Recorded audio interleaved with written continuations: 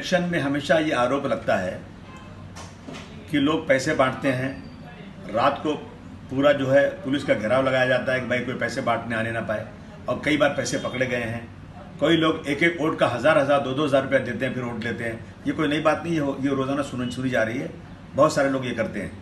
अभी हमारी महाराष्ट्र के जो जिनकी सरकार है, इन लोगों ने 2,58,00,000 लोगों को जो है 1500 के हिसाब से लाडली बहना के नाम पे बांटा।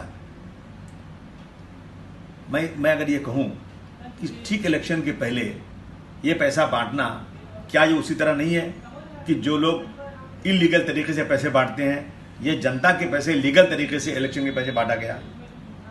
अब चुनाव खत्म हो गया, आपने कोई चेक नहीं किया किसको दिया, आप जल्दी सबको पैसे दो, सबका वोट बटोर लिया आपने। अब आपने कहा कि अब इनको 2100 मिलेगा। इलेक्शन के पहले कहा था कि अभी तो 1500 दे रहे हैं, बाद में इलेक्शन के बाद 2100 देंगे। 2100 की जगह अब आप जो है इनको 500 देने की बात कर रहे हो। क्या मजाक बना रखा है लोगों ने। मतलब अब आपका मतलब निकल गया तो पहचानते नहीं, जा रहे हैं जैसे हमें जानते नहीं। तो क्या उनसे वोट भी अपना वापस उनको देंगे? कर्मचारियों की तनख्वाहें इस लाडली बहना के खर्चे की वजह से कर्मचारियों की तनख्वाहें लेट हुई, नहीं दी गई। अस्पतालों में जो डॉक्टर्स काम करते हैं, सरकार की जो नीतियों पर कि भाई इन गरीबों का इलाज फ्री होगा, उसका पेमेंट नहीं किया गया। कितने लोग जो है इनका इलाज ही नहीं हो पाया।